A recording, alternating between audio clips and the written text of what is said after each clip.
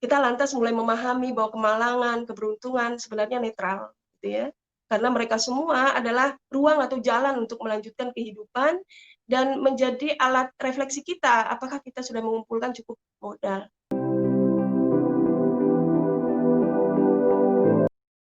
Assalamualaikum warahmatullahi wabarakatuh.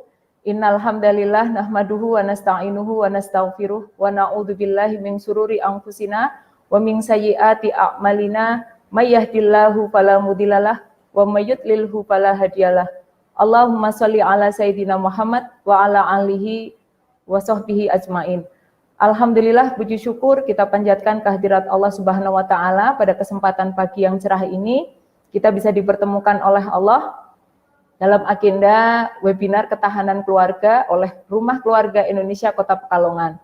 Pada pagi hari ini kita akan berbincang bertolabul ilmi dengan tema pengasuhan bahagia dan penuh makna meski di rumah saja. Ya, Bapak Ibu yang dirahmati Allah, mari kita bersiap untuk 2 jam ke depan menyimak dan kemudian kita bisa sharing hal-hal yang berkenaan dengan pengasuhan di rumah kita. Nama lengkap Pi Hasniwati, Sarjana Psikologi, MA Psikolog, kelahiran Palembang 17 November 1974. Saat ini berprofesi sebagai dosen di Universitas Islam di UIN ya, Sunan Kalijaga Yogyakarta ya Bunda ya. Iya. Alamat beliau Jalan Adi Sucipto nomor 1 Yogyakarta. Aktivitas beliau saat ini beliau banyak menjadi tenaga ahli di beberapa lembaga, di antaranya saat ini beliau menjadi tenaga ahli di Pusat Psikologi Terapan APC Universitas Islam Negeri Sunan Kalijaga, dan kemudian tenaga ahli di Pusat Psikologi Terapan Metamorfosa, kemudian tergabung di Asosiasi Psikologi Islam sebagai Ketua Divisi Pengabdian Masyarakat, ya, dan kemudian beliau juga menjadi Ketua Peneliti Badan Kependudukan dan Keluarga Berencana Daerah Istimewa Yogyakarta, Perwakilan Bidang Kependudukan dan Pengendalian Penduduk. Ya, Masya Allah. Sehat Bunda, semua aktivitas semoga bisa berjalan dengan lancar ya Bunda ya. Dan beliau juga, ya Alhamdulillah, beliau juga mengisi di beberapa konseling ya Bunda ya. Dan nanti insya Allah peserta juga bisa bertanya, berkonseling dengan Bunda Hasni ya setelah acara webinar ini. Baik, kita akan simak bersama paparan materi dari Bunda Hasni. Kepada Bunda Hasni, waktu dan tempat kami persilahkan. Ya. Bismillahirrahmanirrahim. Assalamualaikum warahmatullahi wabarakatuh. Alhamdulillah wa bihi nasta'in ala umuri dunya waddin. Wala haula wala quwata illa billahil aliyyil azim. Allahumma shalli wa sallim ala sayyidina Muhammad wa ala alihi wa sahbihi wa sallim taslima amma ba'd. Apa kabar ayah bunda dan semua sahabat ya, semua teman yang menyempatkan diri gabung bersama Rumah Keluarga Indonesia Pekalongan ya, bersama Bu Ana yang luar biasa ini. Ini saya kira kali kedua saya sharing, kalau kemarin offline ya, sekarang online gitu. Jadi begitu cepat ya Bu Ana ya, situasi berubah. Mudah-mudahan pandemi segera berlalu dan bisa silaturahmi langsung kembali.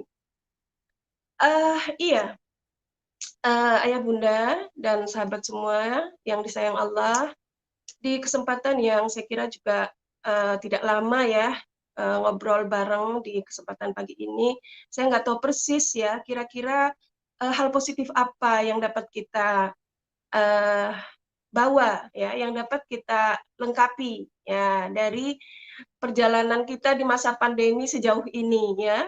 Ini sudah 5 bulan gitu ya, 5 bulan kita ada dalam situasi yang tidak normal lah, katakan semacam itu. Dan gimana rasanya? Apa yang terjadi gitu, apa yang dialami. Ya, mungkin akan muncul beragam kisah dan cerita ya, mulai dari yang flat sampai yang ke drama melebihi apa dramatiknya drama Korea gitu ya. Gimana, apakah kita merasa sejauh ini ibaratnya pandemi ini adalah satu situasi uji ya, medan uji. Kira-kira sejauh ini kita menilai kita cukup berhasil nggak melewati ujian ini? Cukup berhasil, lumayan, cenderung hampir gagal, atau ada yang sudah mulai nyerah, ambiar gitu. Ya, tetapi yang jelas kehadiran teman-teman semua, ya ayah bunda semua di sharing kita pagi ini, itu bagi saya itu satu simbol ya. Kita semua berhasil melewati ini karena kita semua terus belajar, kita semua terus terhubung dengan sumber-sumber penguat. Ya, kita terus terhubung dengan sumber-sumber yang dapat melengkapi prestasi ya, atau performansi kita sejauh ini. Oke. Dan iya, tadi Bu Ana bercerita ya, bagaimana perubahan-perubahan terjadi termasuk di rumah kita. Orang tua sekarang selain jadi bapak dan ibu rumah tangga, kepala keluarga, guru di rumah saja, ya, dan berkarir di rumah juga gitu. Jadi semua peran yang biasanya kita mainkan di medan-medan ruang yang berbeda itu semua kita bawa ke rumah. Begitu juga anak gitu. Ya, anak yang biasa bermain, bersosialisasi, berhahaha dengan teman-temannya, belajar di sekolah, semua peran itu dibawa ke rumah. Gimana dia bisa menciptakan lapangan bermain, ruang belajar, ya, ruang sosialisasi, dan ruang berkeluarga atau berinteraksi. Semua dibawa ke rumah. Dan padahal rumah kita ya segitu ya. Dari sisi fisik saja kita mungkin sudah merasa, gitu ya. Seru gitu. Wah, luar biasa. Oke. Dan sebelumnya Bu Asih sampaikan selamat tahun baru 1 Muharram 1442 Hijriah. Mudah-mudahan nggak kebetulan di pagi ini kita tanda petik ya, menyambut merayakan nuansa Muharram ya, dengan spirit dan semangat baru untuk lebih sadar lagi memasuki ruang uji ini.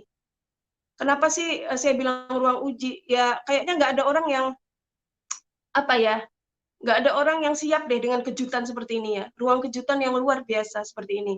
Boleh saya dibantu slide-nya, saya akan sharing sedikit, ya mudah-mudahan nggak terlalu banyak biar kita bisa diskusi lebih panjang. Next ya, jadi bolehlah kita sebut masa pandemi ini sebagai bencana global, gitu ya. Nggak ada yang nggak terdampak, nggak ada kan yang nggak terdampak. Masyarakat sedunia terdampak, gitu ya. Bahkan banyak informasi yang mengatakan kita juga harus siap dengan resesi global ya. Oke, dan lihat tadi malam misalnya next, saya update angka kematian ya akibat lebih dari 22 juta kasus itu sudah menelan korban sebanyak 786.000 lebih jiwa manusia. Ya, Indonesia urutan ke-23. Ini juga situasi yang mencemaskan tentunya ya. Dengan kasus 144.000 sekian, ya hampir 145.000 kasus dan kematian 6.346. Ini update jam 22.50 tadi malam. Ya, angka ini kan simbol bahwa duka, kemalangan, bencana itu dialami oleh masyarakat dunia. Kalau keterpaparannya sudah sedemikian rupa, ya nggak bisa lagi kita untuk tidak sadar bahwa memang dunia saat ini membutuhkan membutuhkan respon baru dari kita semua. Oke, next. Dan saya tidak tahu persis ya bagaimana kita meresponnya sejauh ini. Nah, ayah bunda yang dirahmati Allah, ada konsep yang mengatakan bahwa terhadap situasi abnormal, ya sebutlah kalau ini adalah bencana global, ya maka ini adalah situasi abnormal. Maka hukumnya berkata reaksi normal terhadap situasi abnormal itu cemas, gelisah, sulit konsentrasi, adaptasi terganggu, itu reaksi normal. Oke ya, jadi adalah normal kalau kita dalam situasi abnormal seperti ini muncul perubahan emosi ya, menjadi sedikit cemas, sedikit gelisah, sulit konsentrasi, mood terganggu ya, tidur mungkin nggak senyenyak dulu, makan nggak seenak kemarin gitu ya. Terus berpikir tentang masa depan juga agak-agak cemas, terlebih kalau ada paparan-paparan dampak-dampak ekonomi, kehilangan pekerjaan, penghasilan merosot ya, atau kita punya lansia yang menjadi tanggung jawab kita yang nggak bisa lagi dengan senatural dulu ya merawatnya, karena kita juga dihimpit oleh perasaan was-was ya, karena ini juga kelompok usia yang rentan untuk mengalami keterpaparan berisiko tinggi, dan ada banyak situasi lain ya. Jadi ini normal dialami oleh masyarakat dunia ya, kita mengkhawatirkan sesuatu yang wajar untuk kita khawatirkan ya, kita mencemaskan sesuatu yang nyata memang mencemaskan gitu ya. Apalagi misalnya para ilmuwan sekarang mengatakan keterpaparan atau penularan COVID itu melalui airborne gitu ya. Jadi nggak lagi sekedar droplet, tapi bisa di partikel udara. Wah gitu ya. Walaupun sebenarnya nggak secara otomatis macam itu yang dimaksudkan ya. Tetapi bagaimana informasi-informasi juga turut menimbulkan kondisi yang normal kalau kita itu cemas gitu. Ya, oke. Next. Nah, oke. Sehingga ya, sejauh ini apa yang terjadi di dalam rumah kita? Ya, apa yang terjadi di dalam rumah kita sejauh ini? Keterpaparan yang memang menimbulkan reaksi cemas ini gitu tentu menimbulkan gejolak ya. Ya, anak kita ya, suami, pasangan, ya diri kita sendiri. Nah, tentu saja secara lebih jauh reaksi stres terhadap situasi abnormal ini pada masing-masing orang berbeda-beda. Sesuai dengan apa? Sesuai dengan modal yang sudah dimiliki sebelum bencana ini terjadi. Iya, jadi kita kan sebenarnya selama hidup ini sudah melewati ujian demi ujian ya, iya kan? Kejutan demi kejutan kan selalu ada. Dan sepanjang hidup kita mengumpulkan bekal, mengumpulkan modal, entah itu modal emosional, modal sosial, modal spiritual, ya, modal kultural, bahkan modal finansial, ya, untuk membiayai kejutan apapun yang terjadi dalam hidup kita. Apakah itu kemalangan atau bahkan kabar gembira. Jangan dikira ya, kabar gembira, naik jabatan, keberuntungan, itu juga perlu modal yang banyak untuk bisa kita respon dengan bahagia dan bermakna. Ya kan? Nggak sedikit kan orang yang dapat keberuntungan sebentar aja, kemudian nyungsep gitu. Kenapa? Modal nggak cukup untuk membiayai bahkan keberuntungan gitu. Artinya apa? Kita lantas mulai memahami bahwa kemalangan, keberuntungan sebenarnya netral gitu ya. Karena mereka semua adalah ruang atau jalan untuk melanjutkan kehidupan dan menjadi alat refleksi kita, apakah kita sudah mengumpulkan cukup modal. Nah, jadi reaksi masing-masing orang berbeda sesuai dengan modal yang sudah dia kumpulkan. Ya, kalau selama ini kita sudah lebih kuat lagi ya, kita sudah lebih banyak memberikan perhatian pada kohesivitas keluarga, memberikan cinta dan perhatian pada anak-anak, bangga dan mensyukuri pasangan kita. Pasti kita sudah lebih siap untuk semakin mengikatkan diri, berkomitmen untuk melewati masa ini apapun yang terjadi. Nah, sebaliknya pun begitu. Tidak masalah. Oh, ternyata belum siap, Bunda. Ya, kondisi seperti ini membuat kita pecah, membuat kita banyak ribut. Ya, nggak masalah. Kita lihat itu sebagai umpan balik. Oh, kita belum terlalu cukup memberikan perhatian terhadap harmonisasi di dalam keluarga kita, ya, membangun makna di dalam keluarga kita, menabung kebahagiaan secara mencicil. Nah, itu Bunda katakan itu ya. Saya katakan menabung kebahagiaan secara mencicil. Kenapa? Karena makna yang kita dulang bersama rasa bahagia itu akan menjadi ongkos kelak untuk membiayai kejutan yang nggak kita inginkan, seperti pandemi ini. Sama, logika keuangan juga gitu. Kalau kita udah punya tabungan, ada aset, kita bisa membiayai saat kita krisis. Logika yang sama ini pun terjadi dalam hal relasi kita dengan keluarga, ya. Tabungan relasi kita dengan suami, dengan istri, tabungan relasi kita dengan anak-anak, sekarang kita nikmatin, ya. Bahkan boleh jadi kita akan dapatkan laba atau keuntungan, karena ada kejutan-kejutan yang khas, yang nggak pernah muncul kecuali ada bencana ini, gitu. Yang itu tercicil, atau kita hasilkan justru sekarang. Oh, kita punya investasi baru, kita punya aset emosi yang baru, yaitu misalnya kemampuan untuk saling mendukung, ya. Wah, ayah misalnya PHK atau ayah penurunan pendapatan yang anjlok gitu, anak yang sulung ikut berpikir, ya, si kecil ikut nimbrung, ya, si ibu berpikir bagaimana bisa bekerja dari rumah membantu ayah misalnya. Ini kan berarti akan ada jenis aset baru secara sosial, emosional, ya, secara spiritual bahkan. Oke. Next. Ya.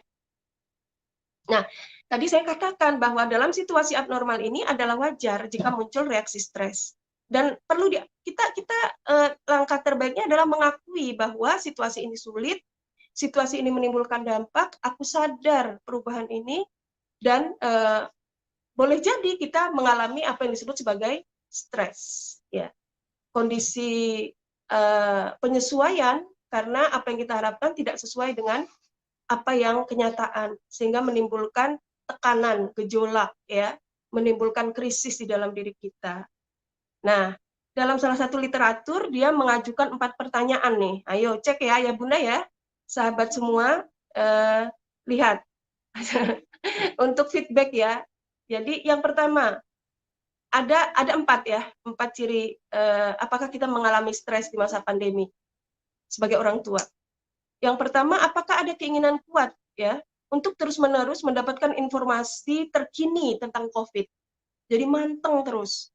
Berapa angka ininya? Kalau yang tinggal di lokasi tertentu, misalnya di kecamatan tertentu, cek ya setiap hari. Ada keinginan kuat untuk update terus informasi terkini tentang COVID ya, sehingga menyebabkan kesulitan untuk fokus pada hal lain. Ini satu. Yes or no?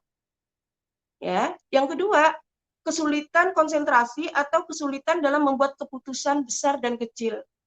Misalnya ada yang mulai merasa, aku kok bingung ya, kok bingung gitu ya, ragu untuk mengambil keputusan besar atau kecil. Yang ketiga, merasa kewalahan. Ya, kita mulai merasa kewalahan, mudah marah dan cemas. Nah, yang ini kayaknya banyak yang ngacung ya. Aku gitu ya. Siapa yang mulai merasa kewalahan, mudah marah dan cemas ya.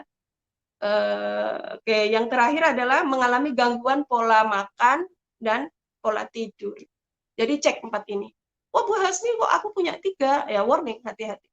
Aku punya 2 gitu. Oh aku punya semua. Berarti tolonglah diri kita sendiri, beri perhatian pada diri kita sendiri, akui ya kita mengalami tekanan dalam situasi sulit ini. Dan banyak orang yang mengalami kondisi ini.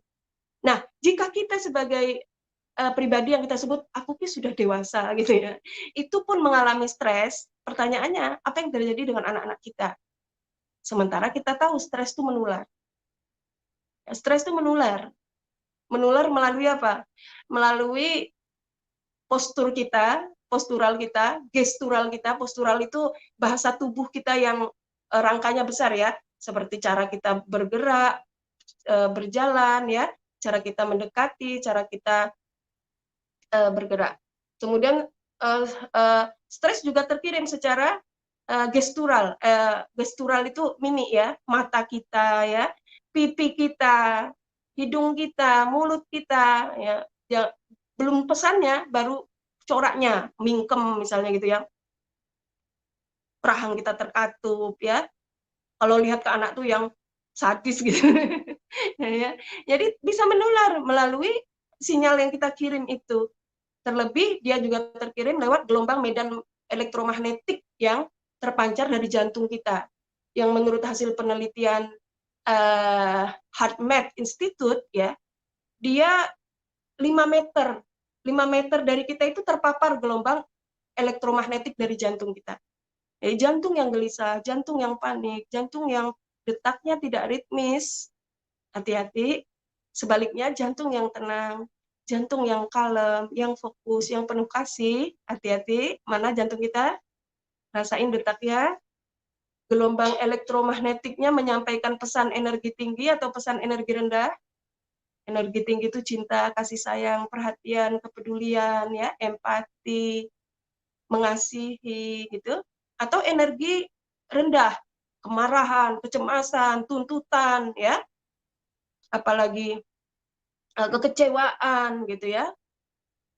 Ini semua menular, ini melalui pancaran gelombang elektromagnetik yang dipancarkan oleh jantung kita keluar tubuh kita menyentuh 5 meter. Jadi semua orang di rumah kena dong ya. Jarak kita kan nggak mungkin lebih dari itu ya. Karena kita berinteraksi di dalam rumah gitu ya. Nah, itu riset baru menemukan 5 meter, tetapi saya punya keyakinan bahkan melampaui ruang samudra ya. Karena apa yang dikirim oleh hati kata Rasulullah akan diterima oleh hati.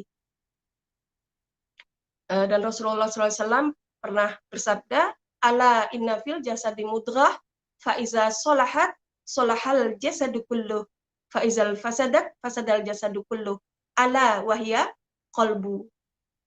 Ruwahu Bukhari wa Muslim.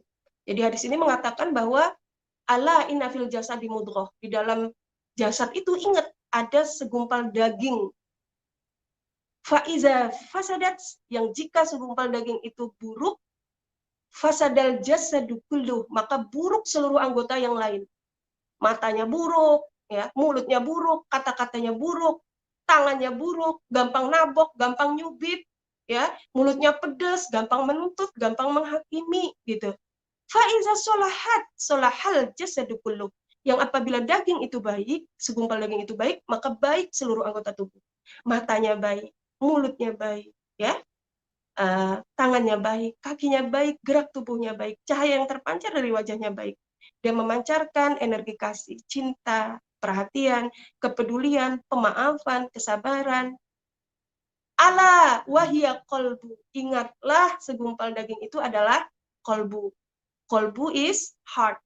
Heart is jantung. Karena kalau hati liver. Tapi seringnya disebut hati, Bu Hasni. Udah benar, hati dalam makna abstrak. Jadi, hati dalam makna abstrak. Mungkin dulu waktu translasi dari heart ke Indonesia, itu kan heart, hati. Nah, lebih mudah hati daripada heart itu jantung gitu. Jadi, tetapi yang dimaksud heart secara daging, organ, itu adalah jantung. Ya, dalam makna yang tidak organ, yang tidak jasad, dia adalah hati. Hati dalam makna yang abstrak, ya. Satu energi yang sudah kompleks, ya, yang sudah dinamis, pertemuan antar berbagai unsur langit dan bumi, ya, yang tersimpan di dalam diri kita, yang itu memancarkan energi tertentu gitu, ya. Tapi ini menemukan tambatan organ fisiknya, dan ini terus diteliti. Setidaknya nanti kalau ayah bunda mau cek di HeartMath Institute, itu luar biasa penemuan-penemuan yang ada, ya. Sejauh ini, dan kita tahu suatu saat seluruh kebenaran sabda Rasulullah SAW di dalam hadis sahihnya akan terkuak nyata dan terbukti. Jadi hubungan antara otak dan jantung itu kuat sekali. Bagaimana jantung kita ini menentukan ritme jantung kita, irama jantung kita itu menentukan irama tubuh kita secara keseluruhan, termasuk irama otak. Karena di situ, ya, di HeartMath Institute itu mengatakan medan gelombang elektromagnetik yang dipancarkan oleh jantung itu 5.000 kali lebih besar daripada yang dipancarkan oleh gelombang otak. Dan sinar elektriknya 60 kali lebih kuat amplitudonya daripada yang dipancarkan oleh otak. Makanya jangan heran ketika jantung kita buruk, detaknya, ya, menuntut, penuh kemarahan, kecemasan, menyalahkan, itu jarak berapa meter dari anak udah ya, bahkan lari gitu. Dengar langkah kaki ayahnya bukan mendekat, menjauh gitu. Kenapa? Yang terkirim ada yang terkirim sebelum yang nyata itu datang. Hal yang sama terjadi ketika kita mulai memperhatikan apa yang terkirim oleh jantung kita. Bagaimana reaksi stres yang kita alami ini, mulai kita sadari, kita akui, memang situasinya sulit, kita terima apa adanya, dan kita katakan pada diri kita bahwa kita layak untuk memberi perhatian lebih dalam pengelolaan stres diri kita, agar tidak menulari, mengkontaminasi, meracuni keluarga. Setuju? Ini tanggung jawab kita, bukan tanggung jawab anak-anak. Anak kita lah yang mendapatkan amanah. Ya, anak-anak itu dititipkan Allah, ya, pada kita karena Allah percaya kita bisa. Ini anak-anak mulai bosan, anak-anak merasa terisolasi, merasa kesepian, merasa nggak bisa main, ya, merasa khawatir takut tertular penyakit. Ditambah kalau orang tuanya gagal mengelola stres, ya ambiar gitu. Oke. Baik. Nah, sehingga apa yang mungkin dialami oleh anak-anak?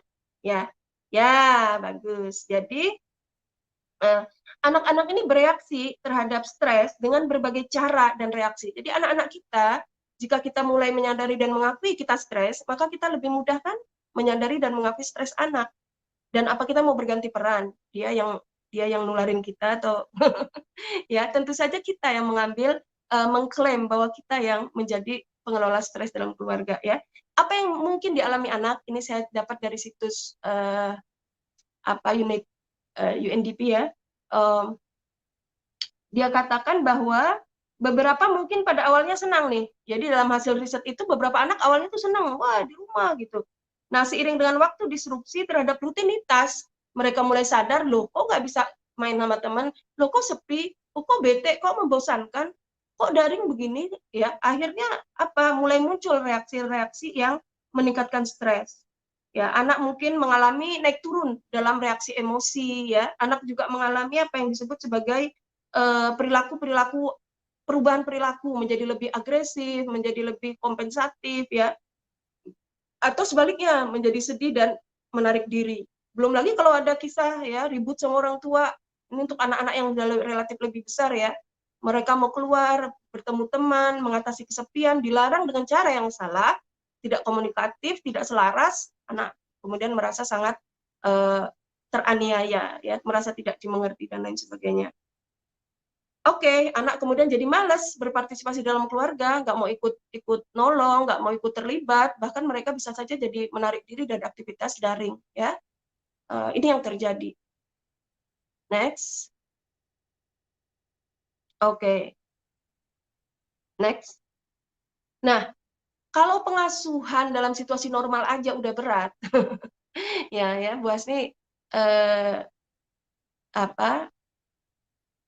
cukup banyak berbagi dengan para orang tua, dan sebelum ada pandemi aja gitu, yang namanya keluhan soal parenting itu ya Allah gitu ya. Nah, jadi dalam kondisi normal aja ini tuh sulit gitu, apalagi ketika kita dihadapkan pada kondisi bencana dunia semacam ini. Jadi oke, sadar, terima, siap untuk mengelola emosi, dan siap mempengaruhi situasi. Jadi langkah pertama untuk tetap bahagia dan bermakna adalah sadari situasi ini, terima apa adanya, siap untuk mengelola stres kita sendiri, dan siap mengambil peran mempengaruhi situasi. Kita nggak bisa merubah, tapi kita bisa mempengaruhi. Ya, kalau kita berpikir kita bisa merubah, nanti kita tertekan. Tapi saya bisa mempengaruhi. Bagaimana membuat situasi ini menjadi lebih mudah? Bagaimana membuat situasi ini menjadi lebih tetap ceria? Bagaimana membuat situasi ini tetap menyenangkan ya? Sehingga yang muncul dari setiap gelombang elektromagnetik dari jantung anggota keluarga kita adalah energi positif gitu. Oke. Itu Bu Hasni beri beberapa hasil dari penelitian yang tadi Bu Hasni sudah sampaikan. Bagaimana jantung ini memiliki otak intrinsik ya, memiliki otaknya sendiri sehingga kita beri perhatian. Oke ya. Nah, sampai di situ kira-kira hal menarik apa yang bisa kita lakukan untuk membantu anak-anak di rumah ya, termasuk menolong diri kita sendiri, pada saat yang sama menolong diri sendiri. Ya memang kayaknya kontras gitu ya, di suasana pandemi ini kita punya banyak waktu berkumpul bersama keluarga, satu situasi yang sangat kita dambakan. Iya Bu Hasni, kita dambakan kalau situasinya normal. Ya kalau situasi normal mungkin kita nggak pernah bersama seperti ini gitu. Kita lupa ya. Kita lupa dengan apa yang penting untuk kita beri perhatian gitu. Nggak apa-apa deh, kita dipaksa untuk bersama gitu ya. Tapi yang menarik di saat kita bersama justru banyak sekali memicu problema gitu ya. Nah, tadi Bu Asih sudah sampaikan ini sangat tergantung dengan kesiapan kita. Kita sudah mulai harus menerima ini, mengelola emosi, mempengaruhi situasi. Kalaupun modal kita belum banyak, sekarang mulai menabung. Jika sudah cukup, syukuri dan kembangkan. Jadikan investasi berharga untuk membuat keluarga kita menjadi lebih tangguh, bahagia, dan bermakna. Oke. Nah, dan memang menarik ya untuk kita perhatikan, misalnya apa yang dikatakan oleh Stephen Covey, dia mengatakan bahwa the deepest pain and the highest happiness is always come from home. Ya, jadi duka yang paling dalam sekaligus bahagia yang paling puncak itu selalu berasal dari rumah. Artinya kalau kita lihat sekarang di masa pandemi, kita kok mulai menyadari ada banyak hal yang belum kita tabung untuk membuat keluarga ini mencapai kebahagiaan dan kebermaknaan ya. Udah terima ini sebagai ruang untuk memperkaya kebahagiaan dan makna. Kenapa? Karena luka dan bahagia, derita dan makna ya, itu selalu berasal dari rumah, akarnya berasal dari rumah. Karena itu dikatakan bahwa problem hiruk pikuk masyarakat dunia itu berawal dari rumah. Dan terpaksa harus kembali diselesaikan dari rumah. Anak tawuran, anak kena nafsa, anak narkoba, anak salah gaul ya. Ujung-ujungnya yang disebut rumah itu apa? Ayah, kalau nggak ayah ibu, ya, atau relasi antar anggota keluarga. Bisa juga nenek, kakek, ya siapapun yang ada di dalam rumah. Dan mengatasi problema ini juga membutuhkan komitmen keluarga. Dari rumah problem muncul, ke rumah problem selesai. Jadi selamat berkumpul kembali di dalam rumah dan melihat-lihat modal yang kita kumpulkan ya, mudah-mudahan kita semua rela. Oke, next ada. Nah, kalau kita mau bercermin Bu Hasni, gimana nih agar anak tetap bahagia dan bermakna di masa corona? Oke, yuk kita lihat hal-hal menarik yang penting untuk kita lihat. Ya, jadi kembangkan hubungan positif dengan anak. Kembangkan hubungan positif dengan anak. Nggak ada artinya tips dan trik yang kita temukan ya, jika tidak dibangun di atas hubungan yang hangat. Jadi prinsip pertama dalam pengasuhan itu hubungan yang hangat. Kunci dari pengelolaan perilaku anak adalah hubungan yang hangat. Kalau hubungannya hambar, saling melukai, saling membenci, saling tidak menghargai, modal berikutnya menjadi kurang bermakna. Tetapi jika kita mau memperhatikan, mau memberikan perhatian terhadap hubungan yang hangat, ya, relasi yang dekat, maka hal sederhana yang kita lakukan itu sudah sangat menyenangkan, ya. Guyu bareng, kakak kikik bareng, maem bareng, olahraga bareng, senam bareng, ya, bercengkrama bersama, ya, nonton film konten positif bareng, di atas relasi yang hangat. Tapi kalau makan bareng sambil cemberut gitu ya, apa nonton gitu tapi ya tetap pakai gadgetnya masing-masing gitu. Kenapa? Karena nggak terhubung satu dengan yang lain. Sehingga yang pertama kembangkan hubungan yang hangat. Lewat apa? Secara verbal maupun nonverbal. Secara nonverbal nih penting banget. Semakin dini usia anak, semakin pancarkan kehangatan hubungan melalui nonverbal. Mulai dari pelukan, sentuhan, belayan, usapan, ya. Kalau lebih bayi lagi, ya hal-hal yang lebih intim ya, bagaimana feeding ya, memberi makan anak dalam suasana yang penuh kehangatan ya, penuh keceriaan, penuh apresiasi penghargaan, meninabobokkan anak dalam suasana yang penuh kehangatan. Ini pertama ya. Kalau untuk anak-anak SD suasana hangat ya, kita ajarkan lewat apa? Mungkin sambil membangunkan kita menyiapkan segelas susu hangat atau coklat hangat ya. Bangun nak, udah subuh, boleh diminum dulu nih coklat hangat udah Bunda siapin. Itu waktu baru bangun tidur, nyawanya belum ngumpul, udah dapet susu hangat. Kira-kira hangat nggak hati dia? Ya, ya nggak perlu tiap hari juga. Tetapi bagaimana dia mendapatkan kejutan-kejutan kehangatan ya sebagai bentuk dukungan itu menarik untuk kita lakukan. Ya, kemudian belayan ya. Nah, hasil penelitian mengatakan pada kita betapa ajaibnya yang namanya pelukan. Luar biasa, mengembangkan, menyehatkan, mencerdaskan ya, kemudian membentuk karakter ya, menguatkan dan seterusnya luar biasa. Jadi jangan lupa untuk berikan pelukan ya kepada anggota keluarga kita. Kemudian berikan perhatian dan pahami perasaan anak ya, berikan perhatian dan pahami perasaan anak, dengarkan dan akui bahwa kondisi sekarang sulit dan butuh saling mendukung. Sampaikan dengan tenang. Sampaikan dengan tenang. Lakukan buka diri. Iya ya mama, mama juga nggak tahu nih ya, mama bisa nggak ya mencapai tujuan mama untuk misalnya menyelesaikan pekerjaan kantor, kemudian mama mampu nggak ya mama menemani kamu sehingga prestasimu tidak turun, tetap baik, bisa nggak ya mama kerja di rumah sekaligus nemenin kamu belajar dengan optimal, kita kerjasama ya, kita saling dukung. Jadi tunjukkan bahwa situasi sulit itu dialami oleh semua anggota keluarga dan kita semua butuh kompak untuk melewati itu. Kemudian jelaskan bahwa oke ya, sudah. Kemudian yang keempat, cari peluang untuk memuji anak. Ya, cari peluang untuk banyak memuji anak pada saat mereka akan atau sedang melakukan kebaikan. Jadilah detektif kebaikan di masa pandemi. Jangan sebaliknya jadi detektif keburukan.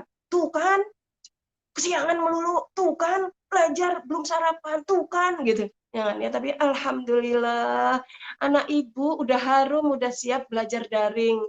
Tuh, ada teh panas, boleh minum dulu sebelum mulai pelajaran.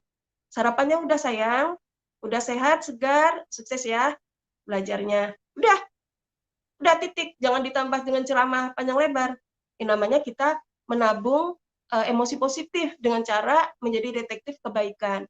Selesai belajar, dia buka Google Form ya, platform e-learning dari sekolahnya. Terus sedang apa? Apa yang sedang dikerjakan?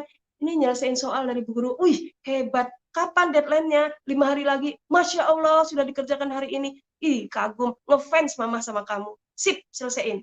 Nah, udah. Jadi temukan momen-momen di mana anak melakukan kebaikan. Agar apa? Agar menjadi positive reinforcement. Menjadi penguatan positif. Artinya apa? Dia akan ulangi. Nah, di luar sana banyak orang tua yang sebaliknya. Mana? Tugasnya dikerjain belum? Belum, mah. Oh, deadline-nya masih lama, 5 hari lagi. Tuh kan kamu senangnya ngerjain mepet. Akhirnya apa? Perilaku yang menguat apa? Ngerjain mepet. Ya, begitu anak mau nanya, mau ini dikumpulin sebentar itu makanya bla bla bla bla bla bla bla. Akhirnya anak tidak pernah menemukan bahwa dia itu layak gitu ya. Jadi kok dia selalu menemukan bahwa dia itu nggak layak gitu. Dan itu yang dikatakan oleh pikiran dia disampaikan kepada jantungnya, disebarkan ke seluruh tubuh. Dan kita nyesel gitu, karena cara-cara seperti itu sebenarnya tidak membantu anak untuk menjadi lebih bertanggung jawab. Oke, jadi detektif kebaikan ya, ya Bunda. Yang berikutnya adalah cari peluang, bantu anak untuk melakukan kegiatan ya dan kesibukan bermakna.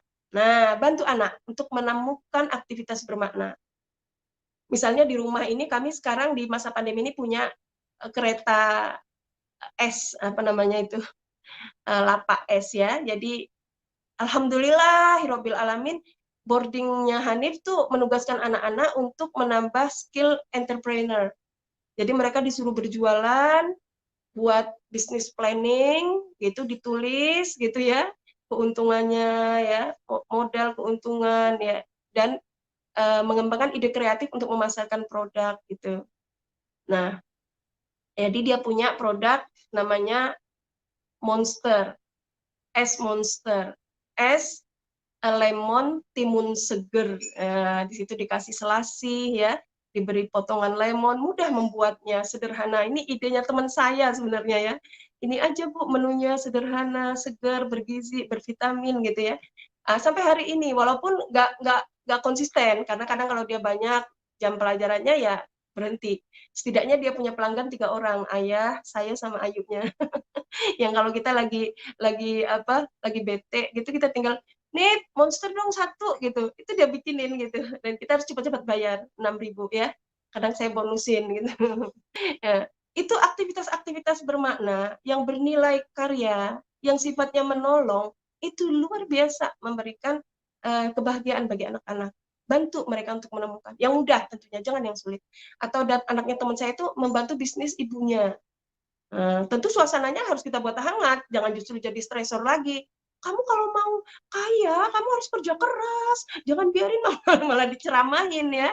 Jangan, abang mau pilih aktivitas yang mana? Bantuin bisnisnya ayah atau bantuin bisnisnya bunda? Gitu ya, misalnya kita sama-sama punya bisnis dari rumah. Ini penting ini, di masa pandemi ini mulai berpikir mengembangkan karya keluarga. Oke, jadi apalagi aktivitas sederhana bermakna lainnya, olahraga, ya, memperhatikan asupan tayangan sehat, konten sehat. Kemarin saya dapat list tuh waktu menjelang Hari Kemerdekaan RI, film-film yang recommended untuk ditonton anak. Itu saya sudah tulis listnya. Jadi kalau nanti kita punya waktu luang, itu yang akan kita tonton bersama gitu ya. Kemudian rekreasi mungkin dengan tetap memperhatikan protokol kesehatan agar kita tetap terhubung dengan dunia luar ya tanpa terpapar tidak terkontrol juga dilakukan ya. Sesekali anak-anak yang merasa terisolir, mereka nggak bisa bersosialisasi, diizinkan keluar atau ke tempat teman ya, tetapi tetap dengan dialog yang bermakna. Misalnya anak laki-laki saya mengatakan, Bunda aku mau main di tempat Raka. Oh iya, setahu Bunda di tempat Raka ada simbah.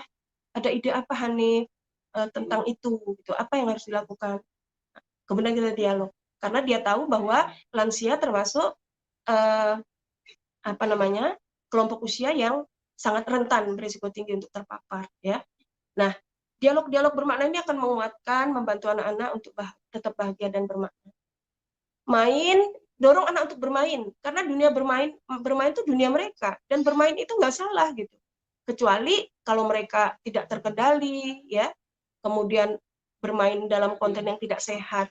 Tapi bermain itu baik, jangan salahkan, jangan katakan kamu kerjanya hanya main terus.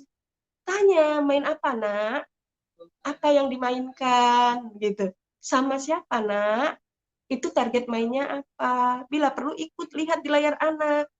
Saya bertanya pada anak saya, Hanif, kalau Bunda bilang sama orang lain, pilihlah permainan yang tidak ada unsur kekerasan, itu bisa nggak dilakukan oleh orang? Ya karena kan kita nggak ngerti tentang dunia game ya, nggak tahu banyak. Terus dia bilang, dia mikir, bisa kok Bunda.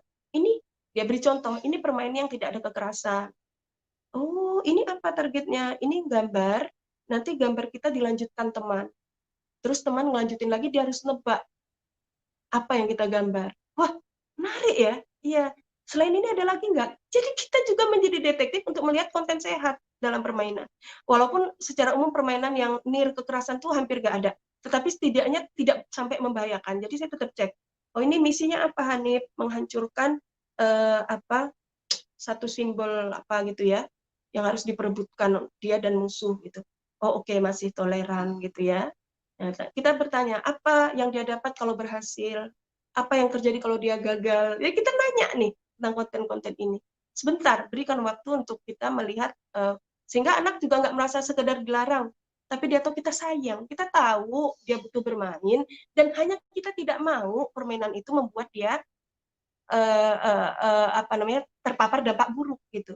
Tapi bukan berarti bermain itu buruk. Catat ya. Nah, bersosialisasi itu baik gitu. Ya, bukan berarti kita nggak pengen dia main dan terhubung dengan teman-temannya. Kita tahu itu baik, kita ingin menemani dia agar sosialisasi dia itu tetap menjadi jalan kebaikan. Nah, ini tentu hanya bisa dibangun di atas hubungan yang hangat. Oke, masih ada lagi atau waktu saya sudah habis, saya boleh dihentikan ya, Bu Ana ya. Kemudian nanti slide-nya saya share. Kemudian bantu anak untuk bersikap sabar. Bersikaplah sabar. Jadi kita bersikaplah sabar. Jangan tergoda untuk banyak mengkritik. Hindari mengkritik perubahan perilakunya. Kamu sekarang sejak pandemi nggak pernah peduli sama kerjaan rumah. Mama dibiarin ini, kamu sekarang hanya bisa ini aja. Kritik terus sementara kita tidak pernah mengatakan apa kebaikan yang sudah dia lakukan, yang kita harapkan, yang sudah terjadi, yang kita kuatkan. Ya, hindari kritik karena kritik yang tidak bijaksana ini menimbulkan perasaan ditolak, tidak dicintai, membuat mereka menjauh, hubungan hangat terganggu, akhirnya pengaruh yang kita berikan nggak berdampak. Panjang lebar kita ngomong ya, nggak ada ngaruhnya karena dia merasa nggak ngerti kok, ibu nggak ngerti aku, ibu nggak tahu, nggak bisa mencintai aku, dia nggak nyambung dengan bahasa cinta. Oke, saya kira saya harus berhenti ya, beberapa hal lain bisa dibaca ya karena waktu kita tersisa 1 jam kurang. Saya ingin berdiskusi, sahabatku, ayah bunda yang baik, di dalam saya sertakan di slide ada 6 kualitas ketahanan keluarga ya. Kita baca sekilas untuk menjadi bahan akhir dari diskusi kita. Ya ini disepakati di lintas benua, lintas budaya, lintas negara. 6 kualitas ketahanan keluarga, the International Family Strength Model. 1, mengekspresikan pemahaman mengekspresikan penghargaan dan kasih sayang. Udah kita singgung banyak tadi ya. Yang kedua, memiliki komitmen yang kuat satu sama lain. Ya, oke, saya nggak jelaskan nanti untuk bahan diskusi. Yang ketiga, menghabiskan waktu yang menyenangkan bersama keluarga. Yang keempat, mengelola stres dan krisis secara efektif. Yang kelima, memiliki perasaan kesejahteraan spiritual. Nah, ini penting ya. Makanya ibadah menjadi hal yang sangat layak untuk kita perhatikan. Wallazina amanu wa tatma'innu qulubuhum ala bizikrillahi tatma'innul qulub. Orang-orang beriman yang hati mereka tenang, dan ingatlah, dengan mengingat Allah lah hati menjadi tenang. Kita ajari anak-anak untuk meningkatkan kesejahteraan spiritual ya, bersama ya. Aktivitas bersama diantaranya seperti beribadah bareng, berdoa ya, ngobrol tentang kebaikan-kebaikan Allah ya. Ini semua menjadi bagian kelima ini. Dan yang terakhir adalah memiliki pola komunikasi yang efektif dan positif. Baik, Ayah Bunda bisa membayangkan bagaimana 6 kualitas ini hidup selama masa pandemi? Ya, bismillah ya. Bismillahirrahmanirrahim. Mudah-mudahan masa pandemi ini menjadi ruang uji yang membuat motivasi kita untuk lulus dan memenangkan ujian ini menjadi lebih besar ya. Karena situasinya tidak mudah, tidak sederhana. Terus terhubung dengan Allah, mohon agar Dia beri kita bimbingan, hidayah dan kekuatan. Mohon agar Allah memandu kita untuk menjadikan apapun yang Allah hadirkan saat ini menjadi jalan kita untuk menambah sumber daya ketahanan, sumber daya keharmonisan, dan menjadi keluarga yang lebih tangguh, menjadi keluarga yang lebih resilience. Oke, terima kasih atensinya. Saya kembalikan pada Bu Ana. Assalamualaikum warahmatullahi wabarakatuh. Waalaikumsalam warahmatullahi wabarakatuh. Jazakumullah khairan katsira Bu Hasni. Rasanya baru sebentar ini paparannya Bu. Iya, paparannya rasanya baru sebentar. Ya, baik. Bapak Ibu yang dirahmati Allah, ya. Tadi ada hal menarik ya, bahwa di antara hal yang harus kita lakukan, karena kita adalah orang-orang terdekat ya untuk anak-anak kita, baik yang berprofesi sebagai guru-guru, Bu Hasni ya, karena sebagian ini alhamdulillah ada banyak guru-guru yang bergabung ya, kemudian guru-guru di sekolah ya, dan juga kita sebagai orang tua di rumah, dan bisa jadi kita sebagai orang dewasa yang berada di lingkungan anak-anak, di tempat tinggal kita, bagaimana kita bisa mengambil peran ya Bu Hasni ya, mengambil peran agar kita bisa mempengaruhi situasi ya. Iya, betul. Nah, ini ada kondisi yang menurut saya sudah bukan lagi gejala ya, tapi sudah fenomena bahwa banyak orang tua yang mengeluhkan Bunda. Ya, jadi pembelajaran daring yang saat ini dilakukan oleh sekolah gitu ya, ini yang mengeluh bukan hanya orang tua di rumah ya, tapi guru-guru juga di sekolah gitu. Betul. Anak-anak ya yang melalui sistem yang diberikan oleh sekolah ya, karena platformnya kan banyak ya, ada yang pakai Google Form, ada yang apa gitu ya. Nampaknya semakin ke sini partisipasi anak-anak juga semakin rendah gitu. Ya, jadi ada yang kemudian sudah merasa banyak sekali ya tugasnya gitu ya. Nah, dalam situasi seperti ini, bagaimana ya respon positif yang harus diberikan oleh para guru? Kalau tadi kan respon orang tua ya Bu Hasni ya, sekarang respon positif apa yang perlu diberikan oleh para guru-guru ya, sehingga beliau-beliau ini adalah orang-orang yang juga mempengaruhi situasi positif di rumah gitu, bukan menjadi stresor gitu. Jadi ketika disapa oleh gurunya melalui WA group atau apa gitu, yang tumbuh adalah semangat untuk bertemu gitu. Nah, mungkin Bu Hansi bisa menyampaikan dulu ya, silakan Bu Hasni. Oke. Iya, jadi satu sisi guru juga isunya sama ya. Jadi guru bilang, ya Allah gitu, betapa tidak mudahnya menjadi guru untuk anak sendiri, menjadi guru untuk anak para wali siswa, orang tua murid ya, sekaligus menjadi ibu di rumah gitu ya. Jadi sama, sebenarnya isu guru dan isu kita tuh sama. Ya, hanya profesinya menjadi guru ya. Ada yang berprofesi lain. Tapi intinya kita membawa semua peran kita itu ke rumah. Dan disitulah kita butuh agar satu peran dengan peran lain itu tidak saling mengkontaminasi atau meracuni, tapi justru kalau bisa menguatkan.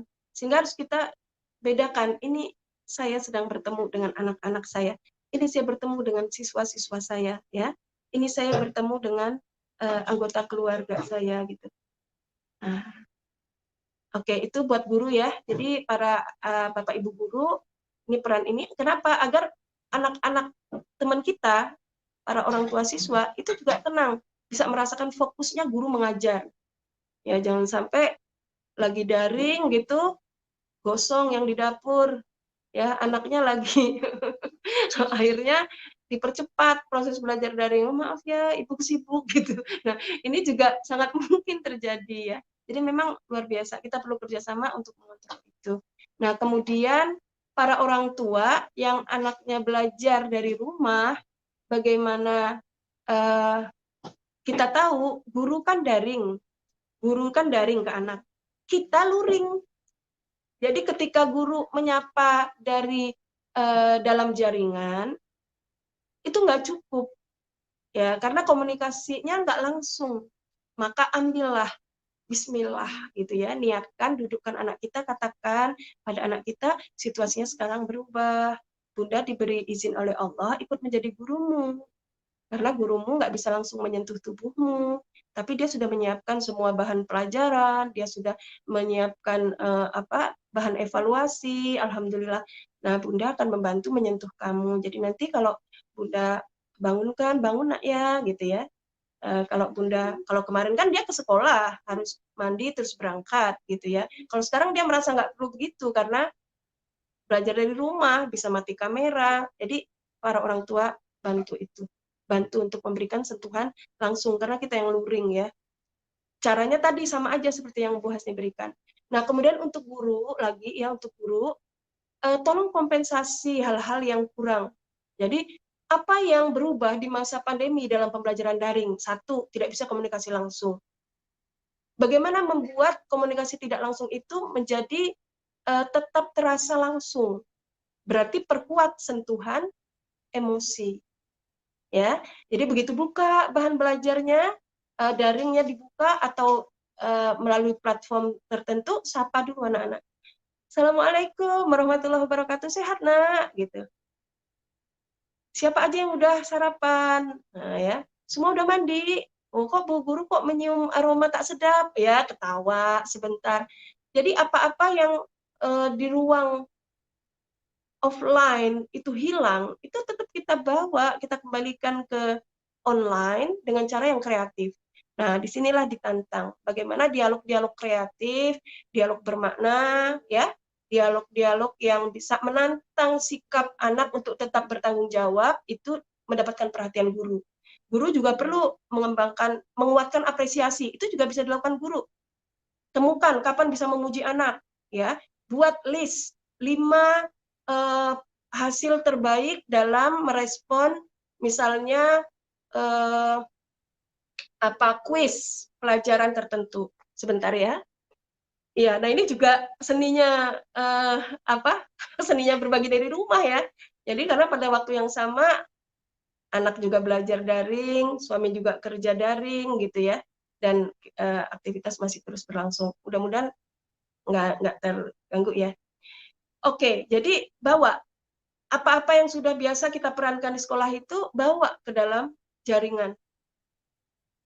Nah, bahkan perkuat karena ada keterbatasan dari sisi komunikasi langsung ya. Kemudian komunikasi nonverbal juga berlaku bagi guru. Ya, kan kayak sekarang ya kita ngobrol bareng gini, bagaimana gestur dan postur kita, bagaimana nada, intonasi ya, pilihan kata itu akan membantu anak untuk menegakkan punggungnya. Dia mau ngikutin pelajaran kita atau enggak gitu. Itu juga dipengaruhi oleh stimulus yang diterima dari guru. Ya, kalau gurunya capek, kelihatan letih, nggak antusias, tidak menyapa, langsung ngasih materi, ya. Tapi alhamdulillah, sejauh ini saya lihat guru-guru luar biasa tertantang dan kreatif, ya.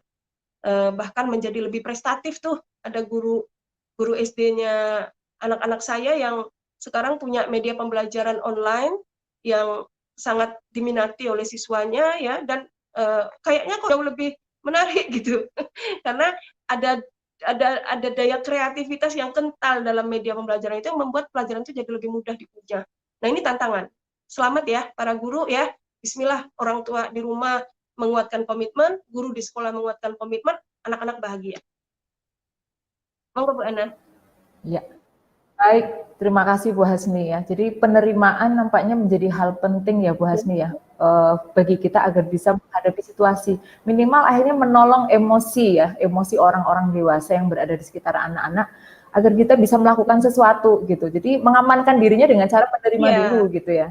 Dan Masya Allah ya, para asatid-asatidah kita, guru-guru anak-anak kita luar biasa ya, yang juga melakukan adaptasi dengan cepat ya dalam hal mengelola pembelajaran. Ini ya situasi yang Masya Allah. Ini namanya masalah bisa kita angkat menjadi sebuah tantangan, dan tantangan itu bisa menghasilkan energi nampaknya Bu Hasni ya. Iya. Betul, iya.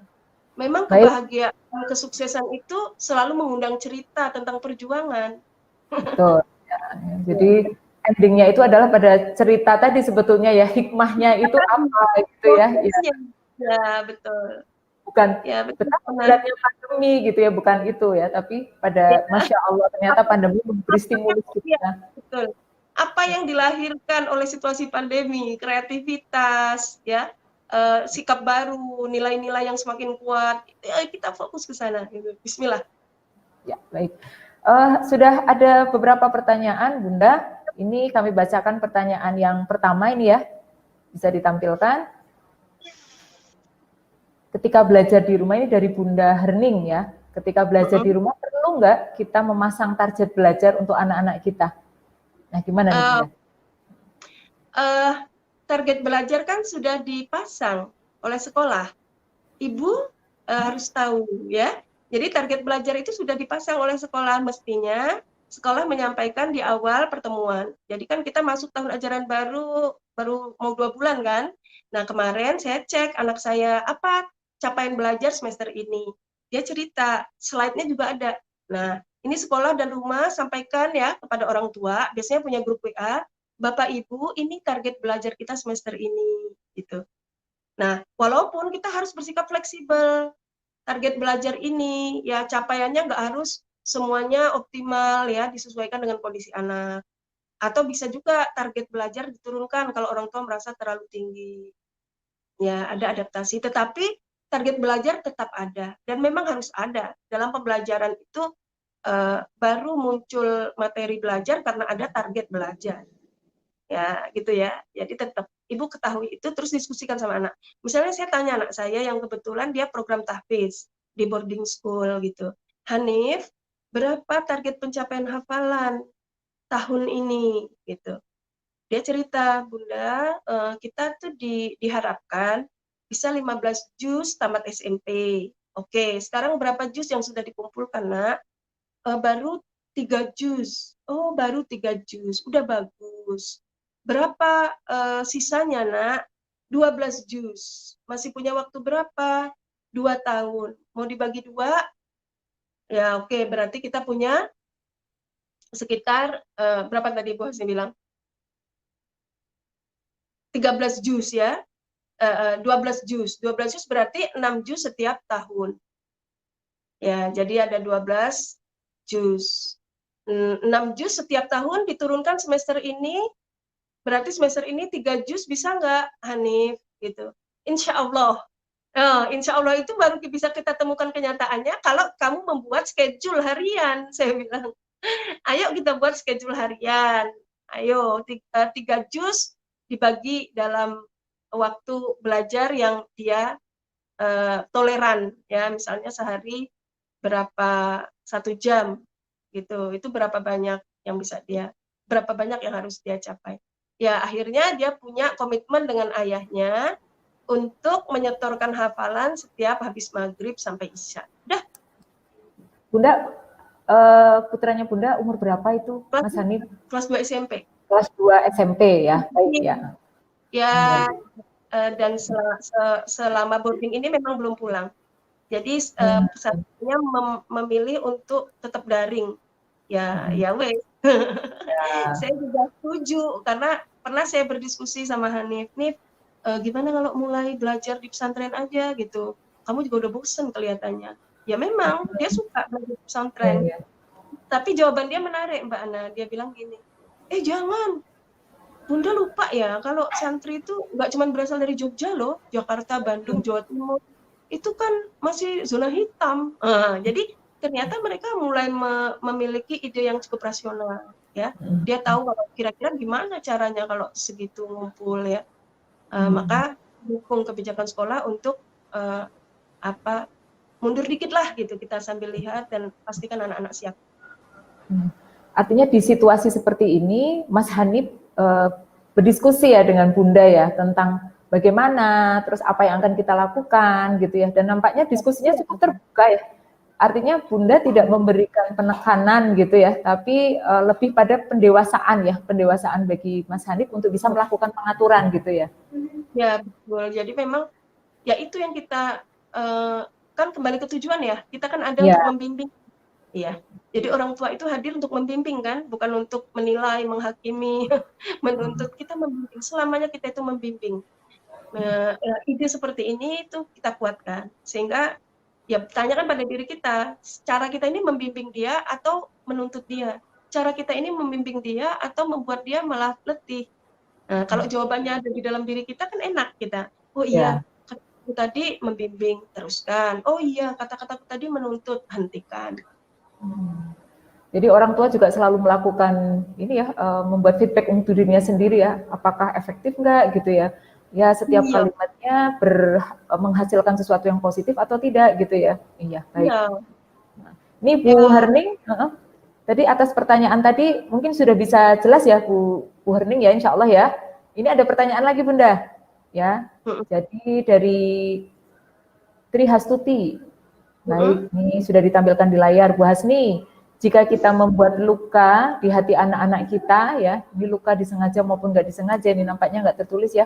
Hal apa yang pertama harus kita lakukan untuk mengobati luka itu dan bisa sembuh dengan cepat, Bunda? Ya, bisa jadi atau tekanan atau apa begitu ya, Bunda. Ya, silakan Bunda. Ya, Bu Tri Astuti, Bu Hasni senang banget dengan pertanyaannya ya. Ini menggambarkan bahwa ibu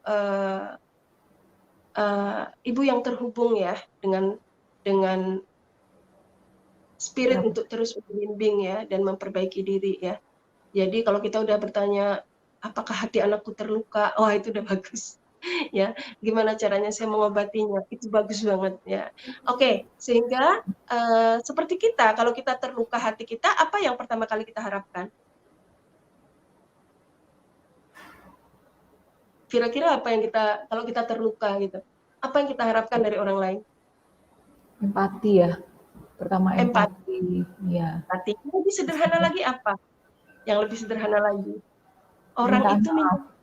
Iya, kan yang paling sederhana ya. Kalau orang itu minta maaf, permintaan maaf yang tulus itu obat, gitu.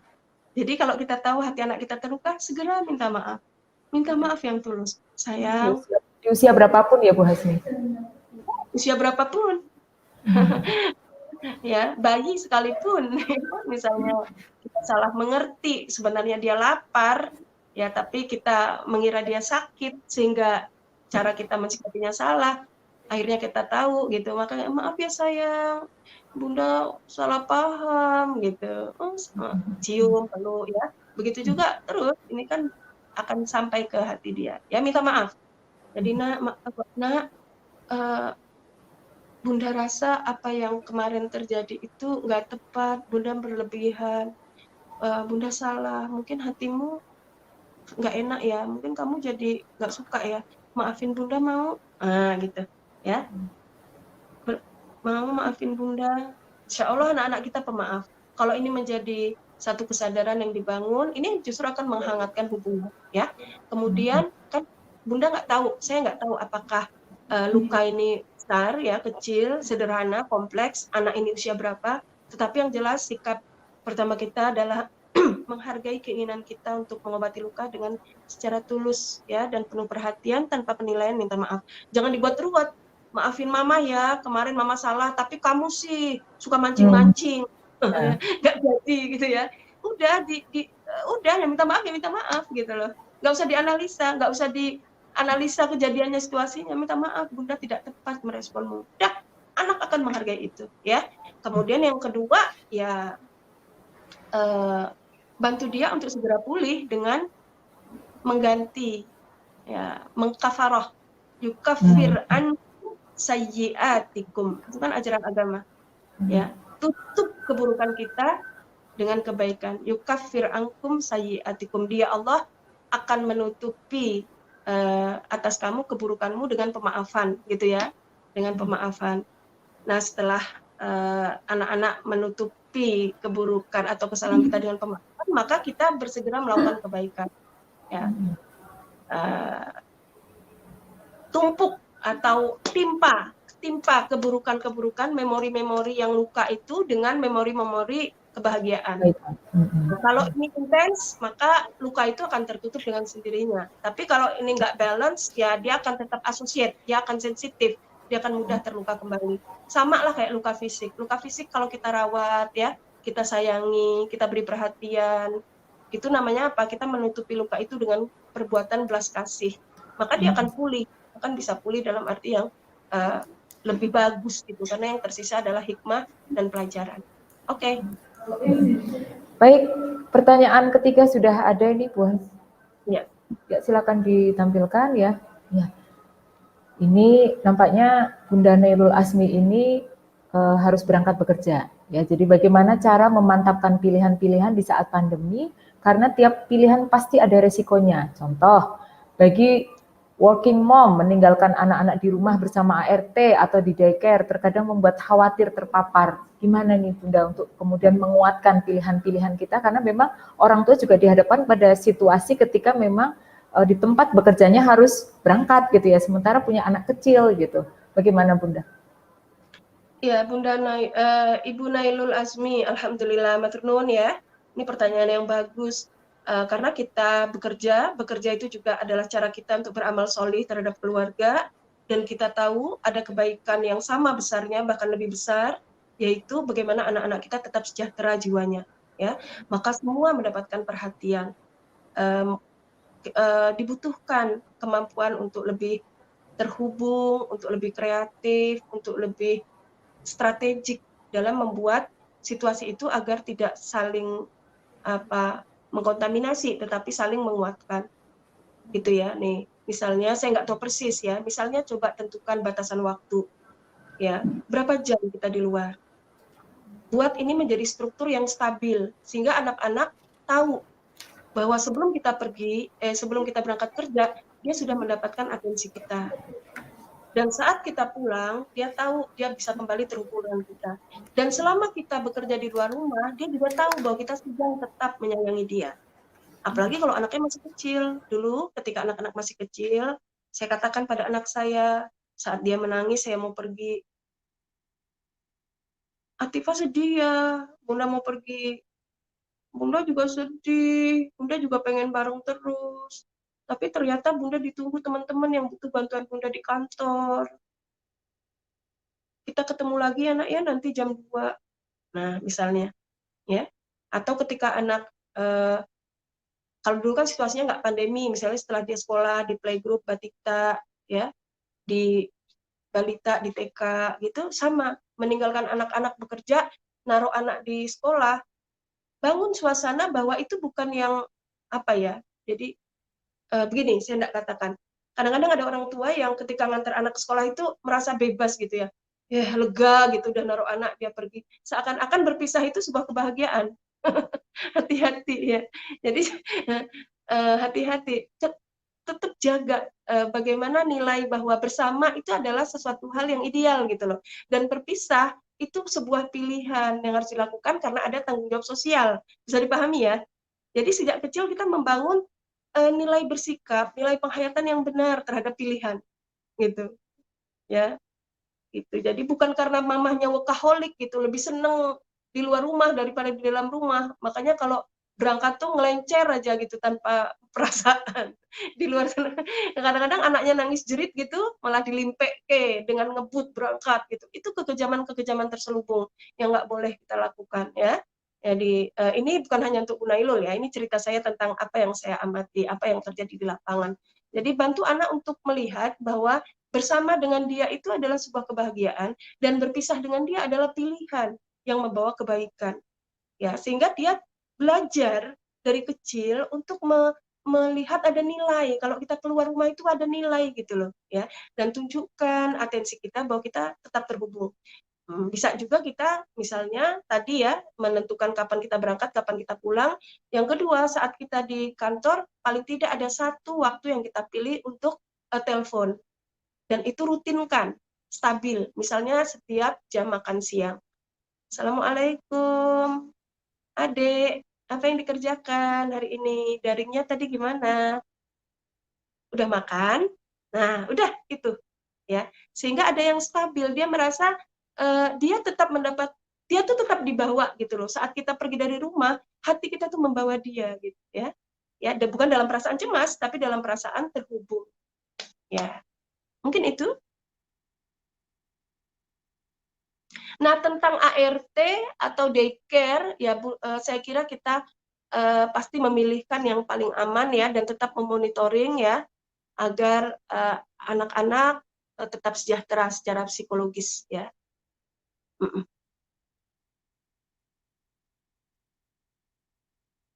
Bu Ana, suaranya nggak terdengar Bu Ana. Baik, Ya. Ahnanto yang sudah bergabung, alhamdulillah. Bagaimana menyikapi pengasuhan di mana ada balita di rumah, pas menemani BDR adik-adik, balita minta bobo atau minta ditemani bermain, meskipun sudah disediakan mainan, dan akhirnya kakak jadi malas belajar kembali. Jadi dia, sini si kakak berarti memilih untuk menemani adik-adiknya untuk bobo ataupun untuk mainan gitu. Akhirnya situasi belajar kakak yang daring ini kemudian nampaknya akhirnya jadi malas nih kakak untuk melanjutkannya. Gimana nih Bunda? Jadi kakaknya tergoda untuk pindah Menemani adiknya. belajar kayak main ya. Ya, menemani adiknya bobo jadinya nih. Karena orang tuanya kan menemani anaknya gitu ya, misalnya, atau ya jadi ada situasi-situasi yang kemudian membuat kakak akhirnya malas untuk membangkitkannya lagi, bagaimana? Iya, ya. Ya sebenarnya kan itu juga bahasa kakak ya, kalau dia juga pengen main gitu loh ya. Jadi mungkin kita bisa berikan waktu bermain yang cukup lah gitu. Ya, jadi sebenarnya perilaku anak itu menunjukkan menyimpan maksud baik gitu. Ya, menyimpan maksud baik, tinggal butuh kepekaan kita untuk tahu apa sih pesan yang mau dia kirim ya. Mungkin dia bete, bosan, mungkin dia jenuh, atau mungkin dia merasa kok nggak asik ya gitu. Aku kok nggak ada lagi ya acara bermain bersama teman misalnya ya, sehingga dia wallahu a'lam. Tetapi pada intinya hadirkan perasaan empati tentang apa yang dia butuhkan. Nah, bicarakan itu dengan tepat ya. Misalnya habis daring dia punya waktu untuk main gitu ya. Habis daring, Bang, uh, uh, mantap belajar daringnya ya, ditungguin Abi, abis itu kita mau main gitu ya, mau main apa gitu sebut ya, kita mau bikin bikin apa, nyelesain apa tuh namanya, permainan-permainan rancang bangun dan lain sebagainya yang ada di rumah. Nah itu.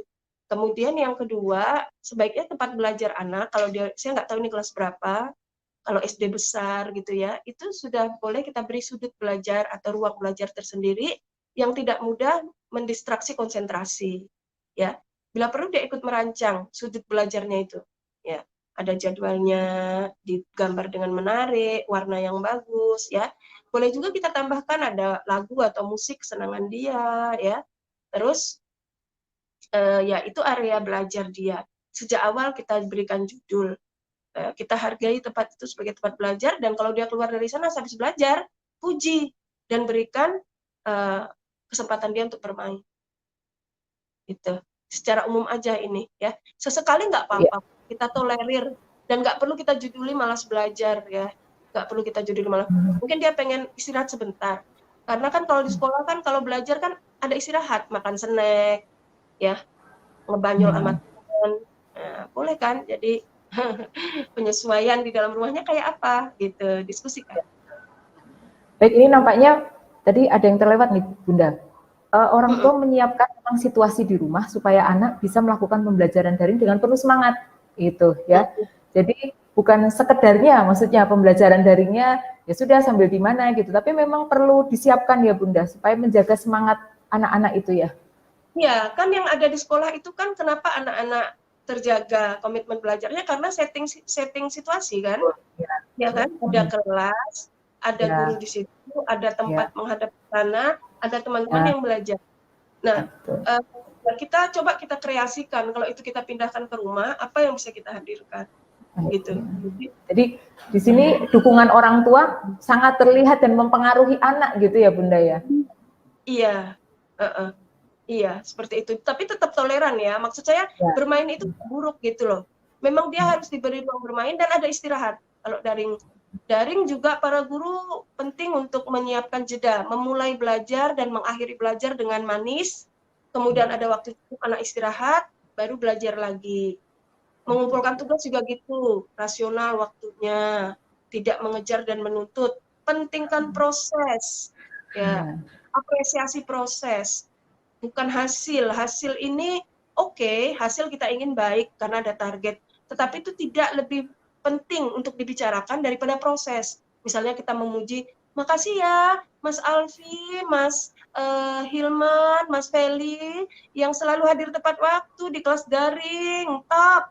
Bu Guru senang dan bangga sekali. Oh ini juga ada Mas siapa ini, sebut gitu. Itu kita menghargai proses gitu, ya. Sehingga perilaku yang lain juga ikut bersama. Jadi tumbuh ya saling nolong. perilaku positif, betul. Iya. Baik, nampaknya masih ada peserta lagi yang ingin bertanya Bunda. Bisa ditampilkan Ya, ya, ini dari Ibu Sri Endah Purwokosari. Ya. Apa yang harus kita lakukan pada anak yang pernah kita sakiti, padahal anaknya sekarang sudah besar, jadi sudah lewat masanya Bunda. Kalau tadi yang Bu Tri Hastuti setelah melakukan tadi ya, sempat membuat luka, kemudian meminta maaf dan sebagainya. Tapi kalau ini pernah melakukan waktu anaknya masih kecil, sekarang anaknya sudah besar Bunda. Gimana Bunda? oke, Bu Sri Endah Purwokosari, alhamdulillah selamat. Saya sangat menghargai kesadaran Ibu ya. Ini harus kita contoh ya para orang tua ya. Kita sadar bahwa anak kita pernah kita sakiti dan saat ini dia sudah besar. Sama Bu, sama Bu. Anak-anak lebih mudah mengobati luka batin kalau kita minta maaf dengan tulus. Katakan pada anak-anak bahwa apa yang terjadi di masa lalu itu tidak tepat, itu salah. Ya, Mama minta maaf nak ya. Apa yang Mama lakukan itu mungkin menyakitimu, mungkin mengabaikan perasaanmu, mungkin melukai batinmu. Maafkan Mama. Mama tidak punya ilmu yang cukup, Mama tidak punya jiwa yang cukup lapang saat itu. Dan sekarang apa yang bisa Mama bantu? Apa yang bisa meringankan lukamu? Itu tanyakan pada anak kita. Insya Allah itu separuh lukanya ya terangkat. Lantas baru mungkin kalau perlu nanti kita lihat seberapa dampaknya jika dia butuh bantuan ahli dihubungkan ya Bu dengan psikolog. Saya perlu konseling gitu ya Bunda ya, jika perlu Hubungkan konseling. Ya. iya. Dan kita bisa melakukan konseling bersama. Ini jiwa yang besar. Saya senang sekali. Tidak ada orang tua yang sempurna. Kesempurnaan kita itu terletak pada kesadaran kita bahwa kita sangat mungkin melakukan kesalahan. Ya. Baik, tapi memang butuh diverbalkan ya Bunda ya untuk membackup ya, bukan kemudian dianggap sebagai sesuatu yang sudah lewat sudah gitu, tidak ya, tapi memang butuh untuk dibangkitkan ya. Iya, butuh diverbalkan. Kita sendiri coba bayangkan kalau situasinya seperti itu terus ada orang datang, aku minta maaf ya Mbak Ana, kejadian kemarin itu mungkin nggak menyamankan ya, sorry banget aku hilaf. Gimana rasanya? Ya, Kosong secara gitu loh. ya betul. Ya, kita tuh kayak kosong dan itu yang diajarkan dalam agama. Minta maaf, memaafkan. Ya, walaupun nanti kalau dari sudut orang dewasanya kita nggak perlu menunggu orang minta maaf untuk Ya, menyempurnakan. Tetapi kalau dari sudut kitanya yang melakukan kesalahan, maka akhlak utamanya adalah segera minta maaf. Kan kesalahan kita pada Allah itu ya, kalau hubungan dengan hablum minan nas, baru Allah berikan pemaafan kalau manusia itu sudah memaafkan kan gitu. ya, Ya, itu kan pesan bahwa proses relasinya kan begitu gitu. Sehingga dan itu bagus untuk membuat tabungan di masa berikutnya menjadi lebih hangat. Jadi bukan hanya untuk memaafkan kesalahan di masa lalu, tapi memulai hubungan dengan lebih hangat. Itu yang lebih penting lagi. Sehingga dia bisa, anak ini bisa menemukan pengalaman-pengalaman baru di masa dewasanya. Mama sekarang udah beda, mama sekarang banyak perhatian, mama sekarang lebih terasa kasih sayangnya. Aku udah maafin kok, mama juga sekarang udah berubah, aku seneng. Nah, artinya apa? Rasa rela, rasa ridho itu menjadi lebih luas. Nah, itu yang kita butuhkan untuk pulang menghadap Allah. Salamatul qalb, selamatnya hati. Ya. Baik, berikutnya ada 2 pertanyaan lagi. Yang pertama dari Bu Hilda Imania nih Bunda. Bu Hilda, gimana Iya. Bu Hilda? Apa saja tips untuk menumbuhkan semangat anak dalam melaksanakan tugas pembelajaran daring? Ya, ini sedikit banyak tadi sebenarnya sudah disinggung ini Bunda. Ya, jadi tips untuk menumbuhkan anak-anak semangat ini di pembelajaran daring, karena tentu anak-anak sendiri mengalami penyesuaian, kesulitan, ya, dan situasi yang membuatnya sebenarnya tidak nyaman gitu. Silakan Bunda. Ya, 5 tips untuk menumbuhkan semangat. Kita dulu yang semangat. 1, ya, ada nggak semangat di dalam diri kita menjemput perubahan? Kita dulu yang harus yakin bahwa bisa melewati situasi pembelajaran daring. Kita dulu yang harus menerima keadaan, karena semua itu akan terpancar melalui gelombang elektromagnetik dari jantung kita. Tadi kan saya sudah sampaikan ya, Ibu Hilda ya. Jadi bagus banget pertanyaan Bu Hilda, semangat. Kemudian kita dulu yang antusias, ya kita antusias. Apa nih target belajar kita semester ini? Coba Mama, pengen dengar ceritanya. Nah, kalau kita udah gitu kan anak juga semangat, ya. Yeah. Oh, tuh ada berapa mapalnya nak? Banyak juga ya. Oh ya. Wah, kalau gimana kira-kira ya biar kita bisa sama-sama mencapai itu. Mama bantu apa? Mama bantu apa? Nah, kalau kita antusias, kita semangat, saya kira kok anak-anak akan semangat ya. Semangat ya.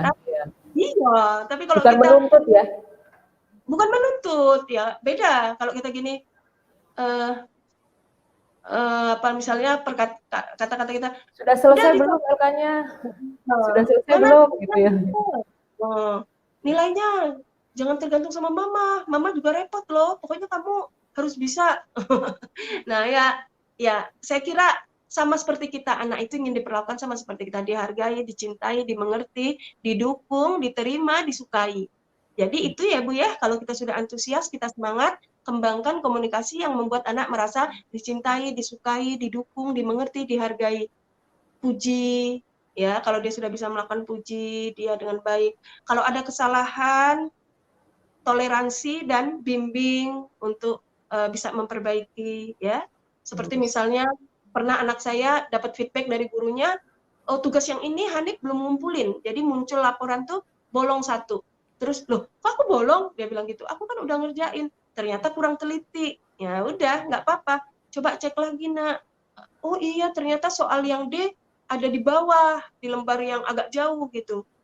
Oh ya wajar, Bunda juga pernah kok seperti itu, nggak kelihatan. Berarti besok kalau kita scroll ke bawah harus tuntas. Udah. Oke. Baik, ya. Terima kasih Bu Hasli ya. Dan ini pertanyaan yang terakhir setelah Bu Hilda, nampaknya masih terhubung ya. Jadi bisa ditampilkan. Jadi dari Bu Nurroijah ya, bisa ditampilkan bagaimana strategi pendampingan belajar anak yang kedua orang tuanya bekerja di rumah, Bunda. Jadi akhirnya, ya bekerja di luar ya. Jadi saat ini yang bekerja sebagai guru banyak melakukan aktivitas pembelajaran itu juga dari sekolah masing-masing, Bunda.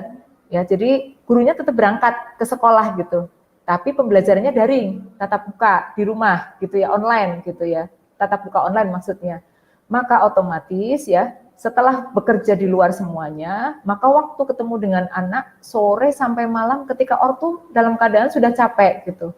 Karena pengelolaan pembelajaran daring yang dilakukan oleh para guru tentu lebih berat ya Bunda, yang harus kita pahami daripada beliau-beliau bertatap muka dengan anak-anak kita secara langsung ya. Sementara anak sudah capek main ya, orang tua sudah capek bekerja, bagaimana menghubungkan ini pada saat sore atau malam hari Bunda? Strateginya bagaimana? Iya, makasih ya Bu Nurrojiah. Alhamdulillah ini ibu yang sangat mau ya memberi perhatian di balik apapun situasi yang terbatas. Saya senang ya, karena berarti itu tanda kalau kita terhubung dengan apa yang dibutuhkan oleh anak-anak. Secara umum, komunikasikan secara umum ya kepada anak-anak apa sebenarnya yang ideal. Wah, ibu senang kalau bisa nemenin kamu belajar di rumah. Itu kan yang ideal. Iya. Maaf ya nak, ternyata ibu harus ke sekolah karena proses belajarnya offline. Selama ibu nggak bisa nampingi belajar, apa ya yang bisa ibu bantu? Jadi itu percakapan-percakapan general untuk memberikan satu dasar dasar keterhubungan lah, bahwa kita itu saling peduli gitu ya. Nah, jadi ada dialog dengan anak-anak sehingga anak-anak tahu, oh bukan berarti ibunya nggak mau, tetapi situasi menuntut seperti ini. Apa yang bisa aku lakukan untuk bisa mempengaruhi situasi itu agar tetap mendekati ideal. Mungkin tidak ideal tetapi mendekati ideal. Itu kita dialogkan dengan anak-anak dan pasangan. Nah, karena suami juga kerja di luar rumah ya. Kemudian secara praktis, misalnya sisa waktunya sore sampai malam, ditanyakan juga dalam pendekatan umum itu. Alhamdulillah ibu jam 4 atau jam 3 sudah sampai rumah sih. Apa ya hal menarik yang pengen kamu lakukan sama ibu di sisi gitu ya. Oh ibu kok pengen ya kita sore masih sempat nih misalnya masih sempat duduk santai di teras rumah misalnya gitu. Yeah. Ibu kok pengen ya masih sempat duduk santai di teras rumah gitu sebelum maghrib bareng kamu misalnya. Kita nyatakan itu juga membangun satu perasaan terhubung, perasaan bersama gitu. Ini penting banget ya. Nah, tapi mungkin anak punya ide lain. Nggak apa-apa, aku juga udah main kok, mama juga capek, ibu juga capek. Aku cuma pengen diceritain cerita kalau mau tidur. Nah, berarti kan ada aspek dia. Jadi sebenarnya apa hal yang menarik untuk kita lakukan di sisa waktu kita, itu jawabannya ada di dalam jantung anak-anak kita. Bagaimana mereka ingin melewatkan sisa waktu itu bersama kita. Misalnya ya Bu, anak laki-laki saya yang kelas 2 SMP ini, itu saya tahu betul, dia sangat senang kalau dia sebelum tidur itu masas. Ya, saya berikan pijat di betis, ya, betis dan telapak kaki. Sama usapan di punggung. Itu cuma sebentar, tapi itu bisa menjadi penutup hari yang hangat. Ya, iya hangat sekali. Ya, kita bisa tahu hari ini dia tuh seberapa lelah itu dari situ. Misalnya baru pijat sebentar udah ler gitu ya. Napas atau dia justru masih lap kita masih bisa dialog gitu. Jadi tutup hari kita dan memang disarankan ya menutup hari sebelum otak beristirahat itu masuk dengan gelombang yang kalem. Jadi sempat mampir ke alfa, turun gelombang otak, masuk ke theta ya, ngantuk sampai ke delta, tidur dalam. Sehingga tidur anak itu menjadi bagian dari tabungan untuk meningkatkan kualitas emosi, sosial, spiritual ya. Oke. Ya, seperti itu. Baik. Yang pertama juga harus ada empati kepada anak-anak kita ya, walaupun situasinya kita juga sedang dalam proses kesulitan juga sebetulnya gitu ya Bunda ya. Jadi empati, kemudian terhubung ya dan menyampaikan dialog kepada anak apa yang harus dilakukan dan kemudian membackup secara emosi ya pada saat menjelang istirahat gitu ya, sehingga kekuatan emosional itu tetap bisa ada di antara anak-anak kita dan kita ya. Baik, Bunda, ini waktu sudah mendekati akhir pertemuan kita, Bunda ya. Mohon berkenan, ini sebetulnya masih ada pertanyaan ini ya.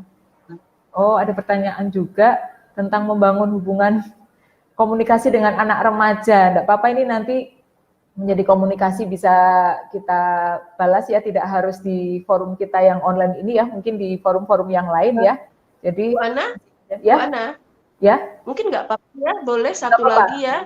Boleh, iya. Oh baik ya. Senang baik, kalau ada. Dari Bu Marwati Umirsyad ini. Iya, bagaimana memulai membangun komunikasi dengan anak remaja yang sudah kadung dekat dengan teman, lingkungannya yang sebetulnya kurang kondusif ya. Bunda, ini saat ini kondisi anak-anak remaja kita gitu ya, memang kalau kita lihat fenomenanya Bunda ya di jalan-jalan dan sebagainya gitu, memang mereka punya komunitas yang luar biasa Bunda dengan pembelajaran daring ya. Karena akhirnya mereka punya kesempatan waktu yang banyak gitu. Nah ini bagaimana ketika terjadi kondisi-kondisi seperti ini? Silakan Bu. Iya, adalah normal ya, adalah wajar kalau remaja itu mulai dekat dengan teman sebaya. Mereka bergerak dari yang pertemanan di dalam rumah saja itu menuju pertemanan yang lebih luas ya. Nah, justru karena itu wajar gitu, itu sebabnya kenapa sebelum dia remaja itu kita perlu memastikan pertemanan dengan keluarga itu erat. Sehingga sudah ada nilai, sikap, penghayatan positif yang dia bawa saat dia terhubung dengan teman-temannya di luar rumah gitu ya. Nah, mungkin beberapa keluarga menemukan anaknya belum punya ini gitu. Jadi pertemanan dalam keluarga itu belum cukup untuk menabung ya nilai bersikap yang bagus, kemudian apa namanya kemampuan untuk melindungi diri dan seterusnya. Tapi kemudian mereka bertemu dengan lingkungan yang mungkin menurut kita kurang kondusif. Ya, kapanpun ya, artinya nggak ada kata terlambat sih ya. Itu hanya membuat kita jadi menyadari, oh iya ya, dialog-dialog sebelum dia remaja ini mungkin tabungannya belum cukup. Iya betul. Sehingga ya dialog-dialog itu belum cukup. Sehingga bekal dia untuk menghadapi situasi ini belum terlalu siap. Nah, dan itu membuat kita terhubung dengan ide-ide yang lebih kuat ya, untuk lebih memperkuat atensi. Artinya kan kebutuhan dia untuk mendapatkan perhatian, penerimaan, cinta, kasih sayang itu sebenarnya jadi lebih krisis gitu loh, menjadi Ya. isu yang jadi lebih penting. Nah, kepada khas remaja perhatian itu bisa kita berikan dengan membicarakan isu-isu mereka, termasuk isu cita-cita, apa yang pengen dia kerjain, hobi yang pengen dia tekunin ya, kemudian teman yang pengen dia jadikan teman akrab, teman dekat ya, atau mungkin ide dia untuk mulai misalnya dia jatuh cinta ya, dia pengen jadian atau hayalan-hayalan imajinasi khas remaja yang muncul gitu, itu menjadi tema pembicaraan yang mendekatkan ya. Jadi kita mulai beri perhatian terhadap isu-isu remaja, jangan canggung untuk bicara soal itu ya. Misalnya kita bilang, Mas baru pulang, tuh dimakan dulu tuh mama bikinin mie godok gitu ya. Habis itu kita ngobrol, kita tanya dia, apa tadi yang dikerjain bareng teman-teman? Oh itu loh, enggak sih, itu si Aldo tuh jadian sama, misalnya ada kalimat begitu, beri perhatian. Oh ya, oh teman SD apa baru kenalan? Nek, nek, nek mas apa? Ada ide jadian sama siapa? Misalnya ya. Percakapan yang kita masuk dalam dunia mereka untuk bisa membuat mereka itu masuk ke dalam dunia kita gitu. Tetapi akarnya adalah pahami, mengerti gitu ya dengan apa yang menjadi concern mereka. Ya, sehingga mereka menganggap, oh bisa juga ya, mama bisa juga ya diajak ngobrol ya, asik juga ya, sehingga dia tetap memberi ruang gitu ya. Nah, insya Allah ya, itu. Yang lain adalah jangan benci teman-teman dia. Ya, jangan membenci teman-teman dia. Jangan banyak mengkritik teman-teman dia. Ya, kalau kita memang ingin dia tetap baik, jangan nilai buruk teman-teman dia. Anak-anak remaja biasanya, apalagi yang sudah terlanjur ngefans sama kelompoknya, mereka semakin jauh kalau kita bersikap antipati terhadap ruang sosial yang sebenarnya bagi dia itu sangat bermakna. Ya, mungkin dia nggak bisa cerita. Mungkin dia akan bilang, enak aja mama ngomong kayak gitu tentang mereka. Kalau nggak ada mereka, duniaku tuh udah hampa, nggak ada arti misalnya ya. Artinya, artinya kita juga perlu berempati. Kalau kita ingin dia tetap baik, tidak dengan cara menjelek-jelekan sahabat-sahabatnya. Katakan aja bahwa mama senang kamu punya kawan, dan kamu tetap bisa ya memilih mana yang bisa menjaga kamu, tidak membuat kamu lalai atau abai atau kehilangan sesuatu yang sebenarnya itu penting untuk kamu jaga, misalnya ya. Lantas bicara aja gitu. Nah, kalau bisa kenali 1 atau 2 teman yang paling berpengaruh pada dia, kenali lebih dalam, kenali lebih dekat, bila perlu kita juga berteman ya, sehingga kita bisa mempengaruhi situasi. Ya. Nah, iya, terima kasih Bu Hasni. Ada banyak rasa di dalam diri saya ini. Banyak hal terbaik ya yang insya Allah yang harus kita perbaiki untuk anak-anak kita, untuk Kalau misalnya guru berarti untuk siswa-siswa kita ya Bunda ya. Baik, di akhir sesi mohon Bunda untuk bisa memberikan closing statement yang ini akan sangat berarti bagi kita semua Bunda.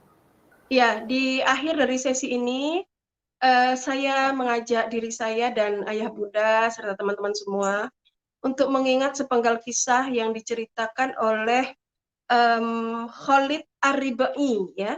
Khalid Ar-Ribai bercerita bahwa satu ketika Luqman Al-Hakim yang diriwayatkan di salah satu kisah bahwa beliau adalah seorang budak Habsyi, ya, yang namanya diabadikan dalam salah satu nama surah dalam Quran, yaitu surah Luqman, yang Allah menyebutnya sebagai pribadi berhikmah, ya. Walaqad ataina Luqmanal hikmah, gitu ya. Dan sungguh telah kami berikan kepada Luqman itu hikmah. Mungkin salah satu hal yang ingin Allah sampaikan kepada kita bahwa menjadi ayah, menjadi ibu, menjadi orang tua itu penting untuk selalu terhubung dengan makna, dengan hikmah, ya. Sehingga apa yang kita sampaikan kepada anak-anak kita itu nggak sekedar pelepasan hasrat, emosi, ego pribadi, bukan juga sekedar berbagi ilmu, pengetahuan, edukasi, tapi lebih dalam dari itu.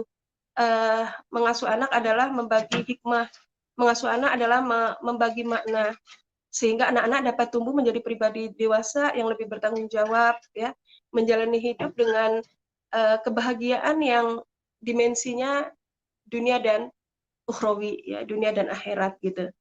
Nah, diceritakan satu ketika Luqman ini diminta oleh majikannya untuk menyembelih kambing gitu ya. Kemudian disembelihlah seekor kambing. Lantas tuannya mengatakan, wahai Luqman, keluarkan dari kambing itu 2 daging terbaik gitu. Lantas Luqman mengeluarkan lidah dan jantung kambing dari kambing itu. Nah, di kesempatan yang lain tuannya meminta Luqman melakukan hal yang sama. Luqman sembelihkan kambing dan keluarkan dari kambing itu 2 daging terburuk. Jadi kalau tadi 2 daging terbaik, sekarang 2 daging terburuk. Dan ternyata Luqman mengeluarkan 2 daging, potong daging yang sama, yaitu lidah dan jantung. Lantas tuannya komen, loh, kemarin 2 daging terbaik lidah dan jantung, sekarang disuruh ngeluarin 2 terburuk lidah dan jantung. Luqman menjawab, iya, saya tidak tahu apa yang lebih baik dari 2 organ ini, lidah dan jantung. Ketika lidah dan jantung ini baik. Dan saya tidak tahu apa yang lebih buruk dari 2 bagian ini ketika 2 bagian ini buruk, yaitu lidah dan jantung. Lantas kita mulai menyadari lidah kita. Lantas kita mulai terhubung dengan jantung kita. Yang tidak pernah tidak hadir mewarnai pengasuhan kita dan anak-anak kita. Hati yang selalu berdetak, ya, hati yang saya maksud jantung, ya, yang selalu berdetak, yang tidak pernah berhenti mengirimkan pesan bersama dengan pancaran gelombang elektromagnetik yang dia pancarkan. Dan riset disebut sampai 5 meter radiusnya itu, ya. Maka lantas kita mulai mengerti mengapa mengasuh anak adalah menyantuni jantung kita sendiri, agar jantung kita senantiasa ritmis dalam zikir, tabah dalam sabar, toleran dalam tawakal, ya. Kemudian yakin dengan kebaikan-kebaikan Allah. Lantas kita menjadi orang tua yang penuh penerimaan, tidak banyak menghakimi, tidak banyak menuntut, bekerja lebih besar untuk menguatkan energi cinta dan kasih sayang, mengerti, membangun hubungan yang damai dengan anak-anak kita, mementingkan kehangatan hubungan di atas terpenuhinya ambisi dan hasrat pribadi kita, ya. Karena kita tahu Allah pasti memaksudkan keberadaan anak-anak kita untuk tujuan yang agung, ya, bagi peradaban, dan tugas kita adalah memfasilitasi potensi yang sudah Allah titipkan, meyakinkan diri kita bahwa kita layak dipercaya oleh yang memberi amanah, ya, bahwa kita bisa menemani titipan Allah ini dengan sebaik-baik peran pengasuhan. Keadaan sesungguhnya menyantuni jantung kita, menyantuni lidah kita adalah jalan kita untuk pulang kembali pada Allah dalam keadaan selamat, ya, dalam keadaan bahagia, dalam keadaan merdeka menghamba pada Allah ya. Mudah-mudahan kita mendapatkan makna tertinggi dari pengasuhan ini, lebih sekedar menghantarkan anak kita jadi pribadi sukses ya, apalagi sugih gitu. Tapi lebih dari itu menghantarkan anak-anak kita menjadi pribadi yang mulia, bertakwa ya, berkarakter ya, menjadi pribadi yang kuat sekaligus positif sehingga dia mewarnai peradaban dengan kebaikan dan kebaikan. Terima kasih Bu Ana, terima kasih Rumah Keluarga Indonesia, dan terima kasih Ayah Bunda dan rekan-rekan semua yang sudah bergabung. Maaf untuk hal-hal yang mungkin sempat terabaikan ya. Semoga pertemuan inti membawa kebaikan. Assalamualaikum warahmatullahi wabarakatuh. Baik, Ayah Bunda yang dirahmati Allah, ada beberapa pertanyaan yang tadi tidak bisa kita tampilkan semuanya berkaitan dengan tema-tema pengasuhan ya. Sebagiannya sebetulnya sudah terjawab pada saat paparan dan kemudian pada saat ada peserta lain yang bertanya. Namun demikian ada beberapa hal yang bisa kita ambil ya, kita tarik sebagai bagian terpenting dari pertemuan kita pada kesempatan pagi hari ini ya. Jadi Ayah Bunda dan para guru-guru anak-anak kita di sekolah ya, bahwa empati kita terhadap situasi pandemi ini harus kemudian menjadi sesuatu yang akan merubah agar kita punya kontribusi.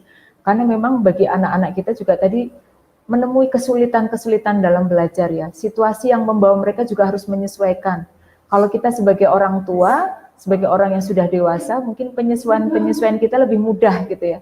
Tapi kita bisa bayangkan bagaimana anak-anak kita, anak-anak kita yang harus melakukan adaptasi-adaptasi.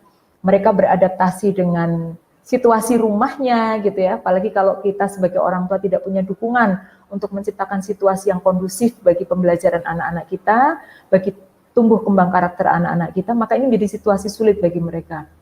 Dan yang kedua, anak-anak kita beradaptasi dengan perangkat-perangkat ya, dengan sistem e-learning yang diberikan oleh sekolah gitu. Tentu tidak mudah. Yang tadinya mereka bisa berkelayut dengan orang tua, dengan guru-guru mereka gitu ya. Saat ini mereka tidak bisa seperti itu gitu ya. Kerinduan mereka untuk bertemu dengan gurunya dan sebagainya gitu. Ini sebuah perasaan yang bisa jadi berkecamuk di dalam hati anak-anak kita. Karena itu kita perlu untuk melakukan pemahaman terhadap ini. Beradaptasi terhadap situasi, beradaptasi terhadap perangkat gitu ya, dan beradaptasi dengan cara komunikasi ya. Anak-anak kita adalah anak-anak yang penuh dengan keingintahuan gitu ya. Jadi anak secara fitrah itu tumbuh dengan rasa ingin tahu. Namun ternyata situasi belajar tatap muka online itu tidak membuat mereka untuk bisa mengekspresikan rasa keingintahuan mereka gitu. Jadi terkadang bisa jadi keinginan untuk bertanya dan sebagainya itu menjadi terbatas gitu ya. Mungkin bagi anak-anak yang sudah terbiasa dengan perangkat-perangkat itu mungkin mudah gitu.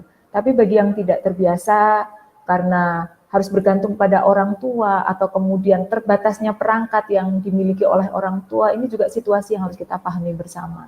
Maka harapan kami ya, dengan situasi-situasi seperti ini yang tadi sudah disampaikan oleh Bunda Hasni ya, baik kita sebagai orang tua di rumah maupun anak-anak, maupun untuk anak-anak kita maupun guru-guru di sekolah gitu ya, kita bisa lebih berempati dan lebih bisa mencarikan solusi yang terbaik pada saat anak-anak kita mengalami persoalan-persoalan baik dari sisi pengasuhan maupun dari sisi belajar mereka. Jazakumullah khairan katsira kepada Bu Hasni ya atas paparan materinya, Masya Allah.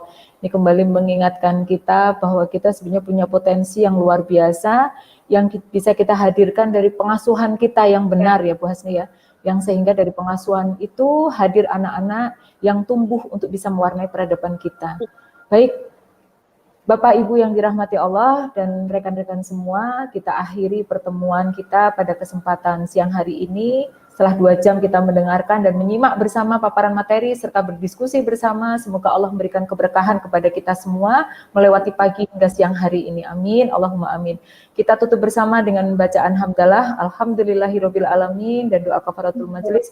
Subhanakallahumma wa bihamdika asyhadu an la ilaha illa anta astaghfiruka wa atubu ilaik. Dari saya mohon dimaafkan apabila ada yang kurang berkenan. Billahi taufik wal hidayah. Wassalamualaikum warahmatullahi wabarakatuh. Waalaikumsalam warahmatullahi wabarakatuh. Salam semuanya, Ya, sehat. ya,